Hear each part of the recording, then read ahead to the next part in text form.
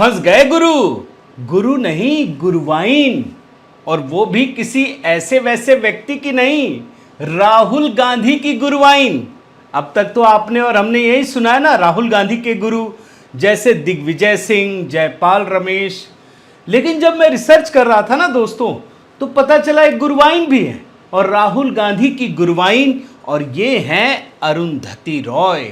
Research से ही पता चला है। तो आइए ना, सबसे पहले मैं आपको 3 विंडो में दिखाता हूं। 3 विंडो में आप एक एक करके देखिए। एक बयान अरुंधति रॉय का और 2 बयान राहुल गांधी का, और ये सब कुछ मैं डेट के हिसाब से दिखा रहा हूं। दिसंबर 2021 में जो बात अरुंधति रॉय ने कही प्रधानमंत्री मोदी को राजा, सुनिए ना। हमारे देश में प्राइम मिनिस्टर आप एक ही टर्म के लिए बन सकते हैं, एक ही टर्म के लिए, उसके बाद कोई और आएगा, उसके बाद कोई और आएगा। हम नहीं चाहते हैं कि ये महाराजा राजा का समय वो खत्म हो गया। We want one individual can be prime minister for one term. That's it. अब अरुंधति रॉय ने दिसंबर 2021 में तो अप्रत्यक्ष रूप से कहा, वही फरवरी 2022 में उत्तराखंड में प्रत्यक्ष रूप से राहुल गांधी ने कह दिया। गुरुवाइन ने बताया ना, सुन लीजिए। नरेंद्र मोदी जी प्रधानमंत्री नहीं है, नरेंद्र मोदी जी 21वीं सदी के राजा हैं। और फिर संसद में जाकर वही बात राहुल गांधी फिर से कहते हैं। They do not have a voice in your framework. Only the king has the voice. The king does not agree. है ना मजेदार चीज दोस्तों, कि जो बात अरुंधति रॉय ने कहा वही पकड़ लिया राहुल गांधी ने। चलिए, एक से काम नहीं बनेगा, कुछ और दिखाता हूं। अब 2 विंडो में देखिए कैसे गुरुवाइन है। प्रधानमंत्री मोदी की सरकार पर आरोपों की बरसात करने के लिए अरुंधति रॉय क्या कहती हैं, ध्यान से देखिए। India is fighting for her soul. Arundhati Roy on fascism, मतलब India is fighting for her soul. अब आगे बढ़िए, ये बात तो इन्होंने मई 2019 में कही ना। अब यही बात सितंबर 2023 में राहुल गांधी कहते हैं। जरा देखिए, opposition has to fight for the soul of India. है ना मजेदार चीज, शब्द तक मिल जाते हैं दोस्तों। कुछ और दिखाऊं क्या?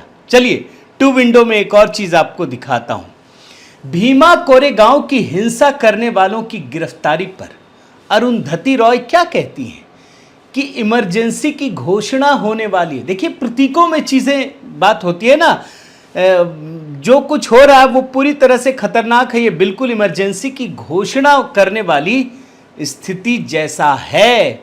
अब राहुल गांधी भी उसी भीमा कोरेगांव की हिंसा को उसी तरीके से समर्थन देते हैं जैसे नक्सली हिंसा को अरुंधति रॉय देती है। Koregaon Bhima a symbol of resistance. है ना मजेदार चीज।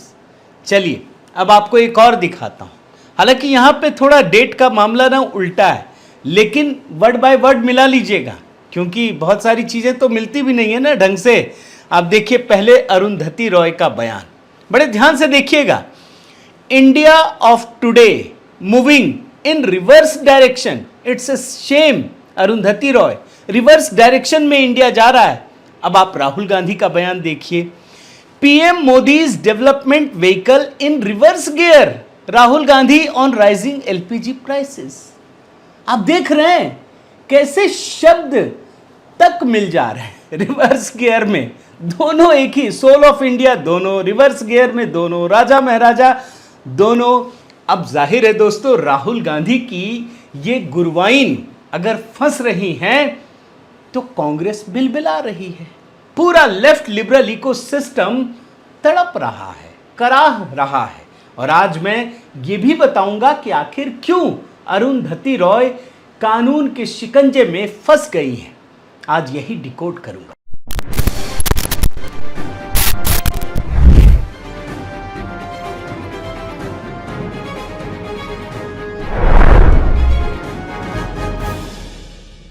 साथियों नमस्कार, मैं हरिश्चंद्र बर्णवाल। बुकर पुरस्कार विजेता और विवादास्पद लेखिका अरुंधति रॉय कानून के शिकंजे में बुरी तरह से फंस गई हैं।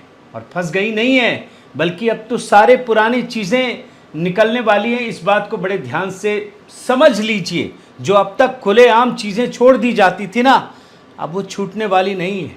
अब हर किसी का हिसाब होगा, कोई विशेष और आम आदमी का फर्क नहीं है। इस सरकार में मिट गया ना, और इसीलिए ये चीज़ें होने वाली हैं। लेकिन ये सब जानने से पहले दोस्तों, आपको अरुंधति रॉय का वो मशहूर बयान तो सुनना ही चाहिए ना, जो धर्मनिरपेक्षता और फ्रीडम ऑफ एक्सप्रेशन की आड़ में किया जाता है, जिसमें देश की एकता और अखंडता को तार तार किया जाता है।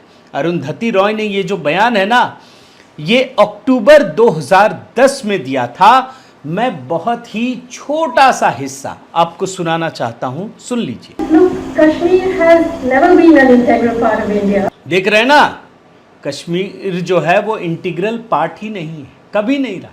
तब तो बेकार ही हुआ, वो सारे राजे रजवाड़े तो बेकार हो गए भारत में विलय। और ये बात मीडिया में काफ़ी सुर्खियां बनी थी दोस्तों, हर जगह प्रकाशित की गई थी। और जिस समय अरुंधति रॉय ने ये बयान दिया था, देश को खंडित करने वाला बयान दिया था, उस समय देश के गृह मंत्री कौन थे आपको पता है? पी चिदम्बरम साहब। और भारत के टुकड़े टुकड़े गैंग को बचाने के लिए जो कुतर्क रचा था देश के गृह मंत्री ने, आप हैरान हो जाएंगे, माथा पीट लेंगे दोस्तों। जानते क्या कहा था पी चिदम्बरम ने, जो गृह मंत्री थे? एक्शन न लेना भी एक एक्शन होता है ना? कमाल की चीज। मतलब एक्शन ना ले, कोई गलत काम कर रहा है, बोलिएगा एक्शन नहीं लिया, यही बहुत बड़ी बात है। चीन ने भारत पे कब्जा कर लिया तो ये लोग देते थे ना, क्या तर्क देते थे कि हम रोड बना लेंगे तो चीन वाले आसानी से घुस जाएंगे, पता है ना? तो मतलब देश विरोधी बयान है, उस पर बोल रहे हैं कि एक्शन ना लेना भी एक्शन होता है। ये स्थिति है उस समय यूपीए सरकार की दोस्तों। लेकिन जब इस मामले में देश के लोगों में गुस्सा पैदा हुआ, लोग मुकदमा कराने पहुंचे, कोर्ट पहुंचे, तो फिर कोर्ट ने आदेश दिया इस मामले में कार्रवाई के लिए। लेकिन कुछ मामलों में जानते हैं सरकार की इजाज़त की ज़रूरत होती है, और इसके बाद कोर्ट के आदेश पर समझिए दिल्ली के उपराज्यपाल ने उन पर मुकदमा चलाने की इजाज़त कुछ दिन पहले दे दी। और इस मामले में जिस प्रकार के धाराओं में कार्रवाई होगी वो भी आपको मैं बता देता हूं कितना गंभीर है।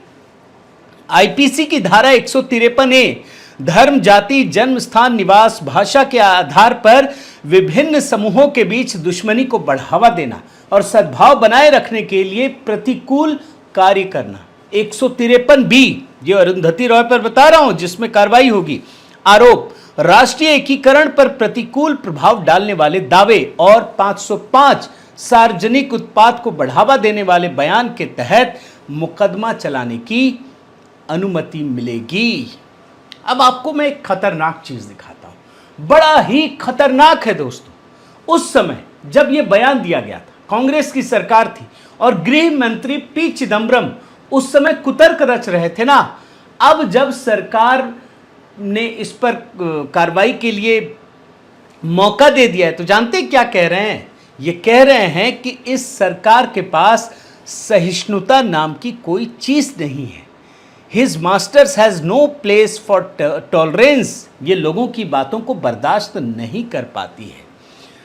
पी चिदम्बरम दोस्तों, कांग्रेस जिस व्यक्ति या महिला के बचाव में भारत सरकार के मानवीय गुणों की चर्चा करती है, ये बताती है कि सहिष्णु नहीं है, उस कांग्रेस या इस प्रोग्रेसिव महिला अरुंधति रॉय का ये मानवीय गुण, बड़े ध्यान से सुनिए, कहां गायब हो जाता है जब यही अरुंधति रॉय, घटना मैं बता रहा हूं 2010 की, दंतेवाड़ा में 75 सीआरपीएफ के जवान शहीद हो गए थे, मार दिए गए थे।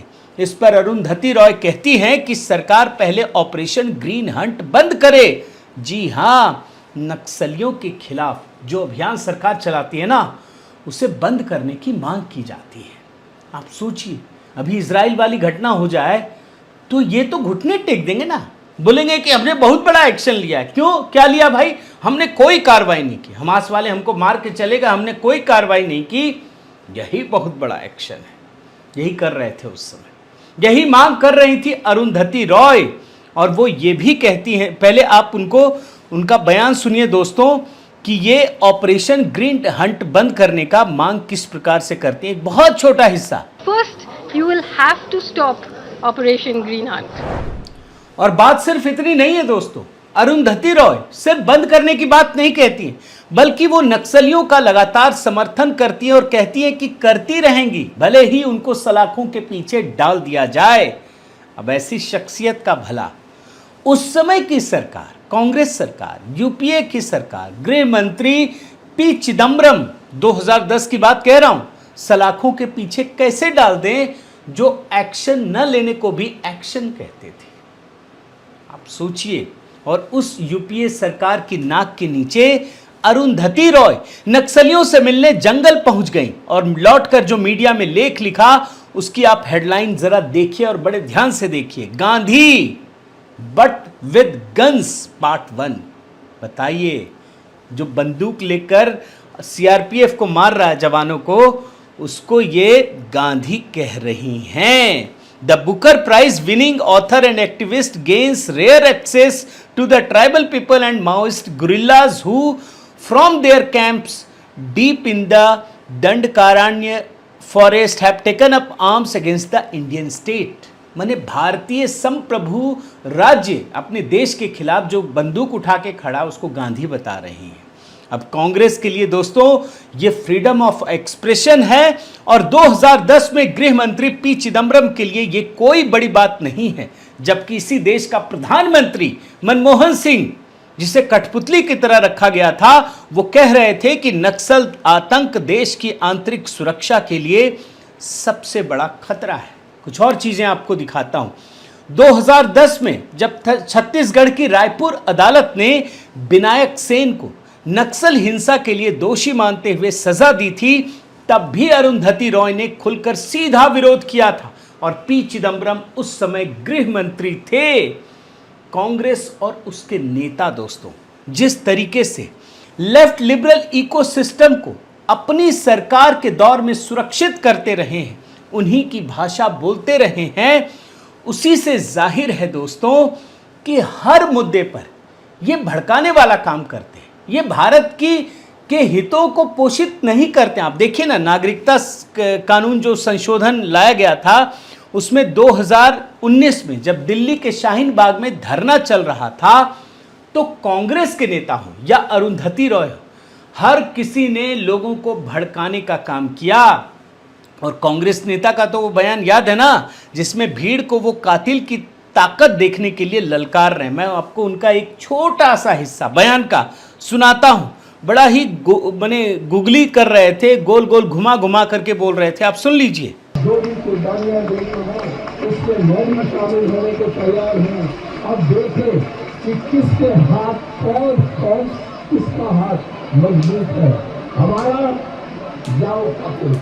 देख रहे हैं ना, अब अरुंधति रॉय क्या कह रही थी ये भी मैं आपको दिखाता हूं। वैसे ही राहुल की गुरुवाई नहीं बताया था, ये खुलेआम सबसे कह रही है कि सरकार जब रजिस्टर में नाम लिखने आए तो सभी अपना नाम पता गलत दे दो। देश के संविधान और सरकार के खिलाफ दोनों ही परिस्थितियों में जनता को उकसा रही थी। जरा उनके बयान दिखाता हूं मैं आपको और आप देखिए, समझ में आएगा कि अरुंधति रॉय आखिर कर क्या रही थी। बयान सुनिए। जब आपके घर में आएंगे एनपीआर के, जब आपको अपना नाम पूछेंगे, आपको दूसरा नाम दे दो। हम लोग 5 नाम तय करते हैं, रंगा बिल्ला रख।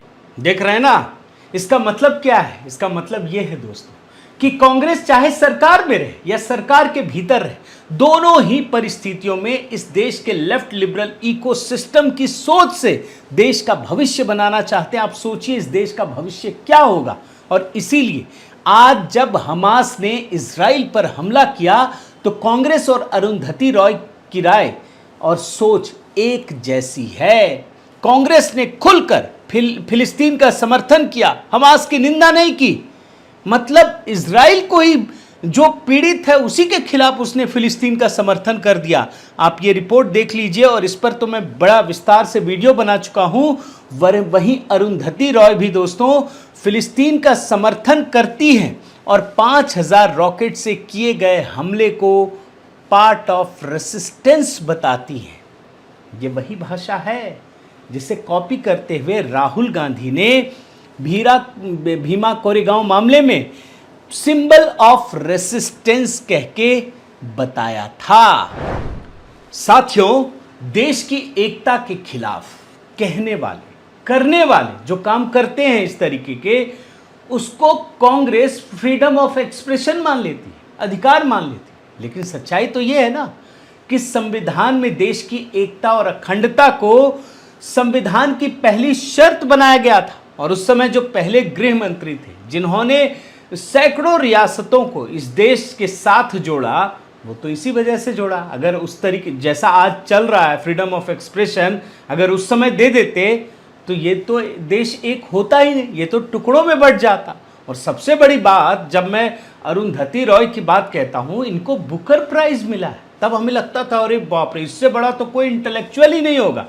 और यही हाल रवीश कुमार में दिखता है। मैक्सेसे अवार्ड मिला, लगता है पता नहीं क्या किया यार। जब इनके वीडियो को खोज खोज के देखते हैं तब पता चलता है ये तो सड़ी हुई पत्रकारिता कर रहे हैं। बस इनका एक ही गुण है, ये जो टुकड़े टुकड़े गैंग है ना, उसके साथ खड़े हो जाते हैं, ये तुष्टीकरण को अंजाम देते हैं, ये बहुसंख्यक के खिलाफ चीज़ों को स्प्रेड करते हैं, उसे दोषी मानकर ही विमर्श को शुरू करते हैं। तो कुल मिलाकर दोस्तों देखिए, समय बदल रहा है, चीज़ें बदल रही हैं, लोगों की सोच बदल रही है, लोग जागरूक हो रहे हैं। अगर सही मायने में देखें तो ये जो स्थितियाँ आज दिख रही हैं ना, उसे आप एक शुभ संकेत ही मान सकते हैं। बहुत बहुत धन्यवाद। आपसे निवेदन है साथियों कि आप मेरे इस चैनल को ज़रूर सब्सक्राइब कीजिए, लाइक कीजिए, शेयर कीजिए, कमेंट कीजिए और इस बेल आइकन को प्रेस करना मत भूलिएगा। नमस्कार।